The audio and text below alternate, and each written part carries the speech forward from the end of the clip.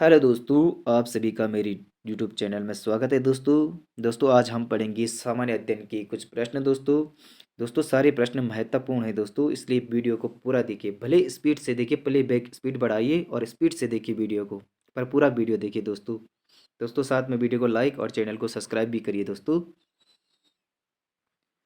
शुरू करते हैं दोस्तों आज के प्रश्न। पहला प्रश्न दोस्तों, गायत्री मंत्र का संबंध किस वेद से है दोस्तों? गायत्री मंत्र का संबंध किस वेद से है दोस्तों? ए ऋग्वेद से, बी सामवेद से, सी मुंडकोपनिषद से, डी अंगोत्तर निकाय से दोस्तों। तो गायत्री मंत्र का संबंध किस वेद से है दोस्तों?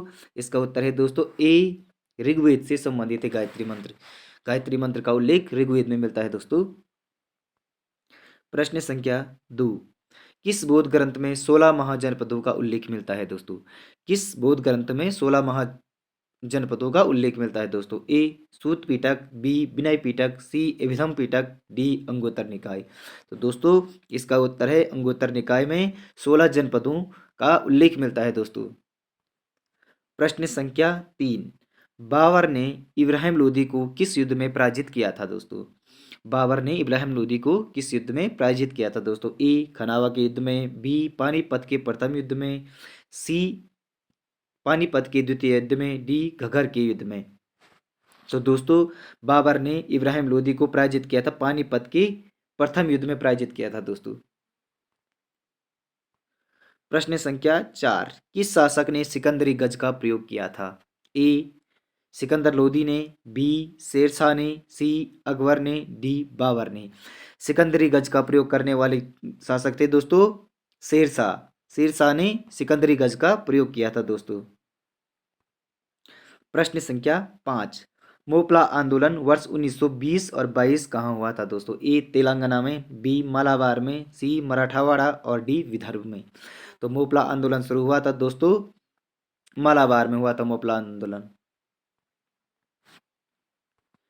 प्रश्न संख्या 6, फ्रांस की राजधानी पेरिस किस नदी के तट पर स्थित है दोस्तों? ए बिस्चोला, बी सीन नदी, डी सी राइन और डी डेन्यूब नदी। तो दोस्तों फ्रांस की राजधानी पेरिस सीन नदी के तट पर स्थित है दोस्तों वीडियो को पूरा देखिए दोस्तों। प्रश्न संख्या 7, सूर्य में ऊर्जा की उत्पत्ति का माध्यम क्या है? सूर्य में ऊर्जा की उत्पत्ति का माध्यम क्या है?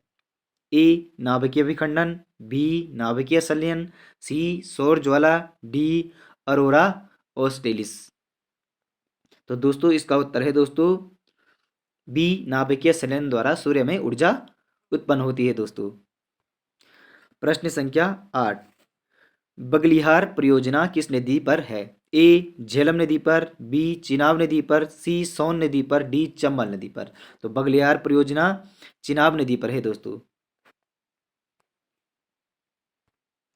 प्रश्न संख्या 9, दामोदर और गंडक नदियां किस नदी की सहायक नदी है? दामोदर और गंडक नदियां किस नदी की सहायक नदी है? ए सोन की, बी ब्रह्मपुत्र की, सी सिंधु की, डी गंगा की। तो दोस्तों किसकी सहायक नदियां हैं ये? गंगा की सहायक नदियां हैं दामोदर और गंडक। प्रश्न संख्या 10, प्रथम अंतर्राष्ट्रीय पृथ्वी सम्मेलन कब आयोजित हुआ? प्रथम अंतर्राष्ट्रीय पृथ्वी सम्मेलन कब आयोजित हुआ? ए वर्ष 1985, बी वर्ष 1987, सी वर्ष 1990 में और डी वर्ष 1992 में। तो प्रथम अंतर्राष्ट्रीय पृथ्वी सम्मेलन 1992 में हुआ दोस्तों। प्रश्न संख्या 11, भारत के गवर्नर जनरल को वायसराय के रूप में कब से प्रतिस्थापित किया गया था? ए 1853 के बाद, बी 1858 के अधिनियम से और सी 1861 के अधिनियम द्वारा और डी उपरोक्त में से कोई नहीं। तो दोस्तों कब स्थापित किया गया था? तो दोस्तों ये किया गया था 1858 के अधिनियम द्वारा। भारत के गवर्नर जनरल को वायसराय के रूप में प्रतिस्थापित किया गया था 1858 के अधिनियम से। प्रश्न संख्या 12, किस संविधान संशोधन अधिनियम द्वारा संपत्ति का अधिकार मूल अधिकार से बाहर कर दिया गया? ए 44वां संविधान संशोधन, 42वां संशोधन, 43वां संशोधन और 45वां संशोधन। तो किस संशोधन अधिनियम द्वारा मूल अधिकार संपत्ति के अधिकार को मूल अधिकार से बाहर कर दिया गया था? वो था 44वां संशोधन अधिनियम द्वारा। प्रश्न संख्या 13, संसदीय शासन प्रणाली में वास्तविक कार्यपालिका शक्ति किसके पास होती है? ए राष्ट्रपति, बी प्रधानमंत्री, सी संसद, डी नौकरशाही। तो दोस्तों इसका उत्तर है बी प्रधानमंत्री। प्रधानमंत्री के पास वास्तविक कार्यपालिका की शक्ति होती है दोस्तों। प्रश्न संख्या 14, इसका निर्णय कौन करता है कि कोई विधेयक धन विधेयक है अथवा नहीं? Option A Lok Sabha speaker, B Rajya Sabha के सभापति, सी उपराष्ट्रपति, डी उपराष्ट्रपति। तो दोस्तों इसका उत्तर है ऑप्शन ए लोकसभा स्पीकर। प्रश्न संख्या 15, निम्न में से कौन सा विषय राज्य सूची के अंतर्गत आता है दोस्तों? ए कृषि, बी दंड, सी विधि और डी शिक्षा। तो दोस्तों कृषि राज्य सूची के अंतर्गत आता है दोस्तों। ऑप्शन ए सही है दोस्तों। दोस्तों वीडियो को लाइक और चैनल को सब्सक्राइब भी करिए दोस्तों साथ में। प्रश्न संख्या 16, भारतीय अर्थव्यवस्था किस प्रकार की अर्थव्यवस्था का प्रतिनिधित्व करती है? ए पूंजीवादी अर्थव्यवस्था का, बी समाजवादी अर्थव्यवस्था का, डी उदारवादी अर्थव्यवस्था का और मिश्रित अर्थव्यवस्था का। तो दोस्तों भारतीय अर्थव्यवस्था मिश्रित अर्थव्यवस्था का प्रतिनिधित्व करती है दोस्ती। प्रश्न संख्या 17, अर्थव्यवस्था के तृतीय क्षेत्र से क्या तात्पर्य है? अर्थव्यवस्था के तृतीय क्षेत्र से क्या तात्पर्य है? ए कृषि और पशुपालन क्षेत्र, बी सेवा क्षेत्र, सी खनिज और खनन क्षेत्र, डी परिवहन क्षेत्र। तो दोस्तों इसका उत्तर होगा दोस्तों ऑप्शन ए कृषि और दोस्तों बी सेवा क्षेत्र होगा दोस्तों। तृतीय क्षेत्र के अंतर्गत सेवा क्षेत्र आएगा दोस्तों। प्रश्न संख्या 18, विश्व में गेहूं उत्पादन में भारत का स्थान है दोस्तों? ए पहला स्थान, बी दूसरा स्थान, सी चौथा स्थान, डी छठवां स्थान। तो विश्व में भारत का गेहूं उत्पादन में दूसरा स्थान है दोस्तों।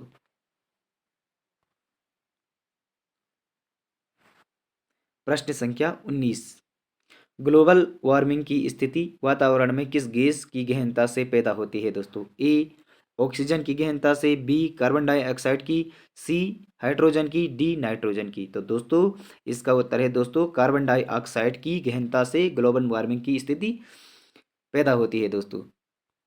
प्रश्न संख्या 20, अनुप्रस्थ तरंगें किस माध्यम में उत्पन्न की जा सकती है दोस्तों?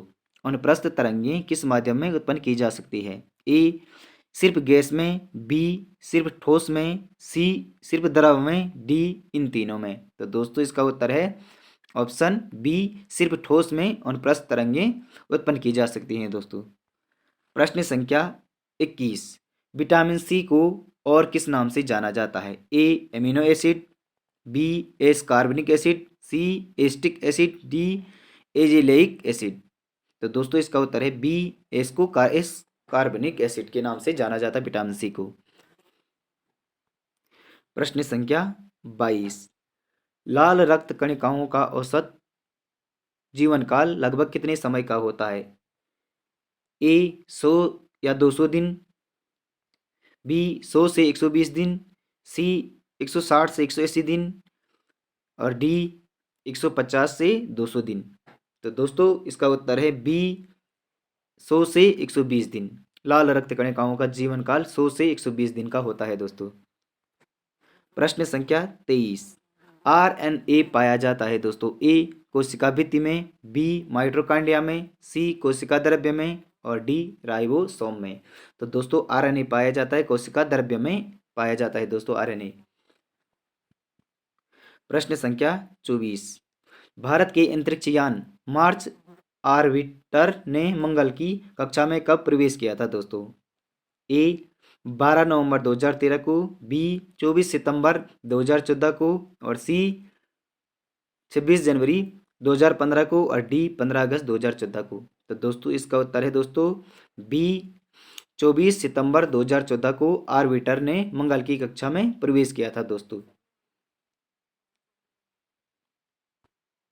प्रश्न संख्या 25, ओजोन परत की मोटाई किस में मापी जाती है? ए डेसिबल में, बी डॉप्सन यूनिट में, सी बेक्यूरेल में, सी डी इनमें से कोई नहीं। तो दोस्तों इसका उत्तर है बी डॉप्सन यूनिट में। दोस्तों वीडियो अच्छी लगी वीडियो को लाइक और चैनल को सब्सक्राइब करिए दोस्तों। दोस्तों हर दिन मैं वीडियो अपलोड करता रहता हूँ, इसलिए हर वीडियो को देखिए दोस्तों। जय उत्तराखंड।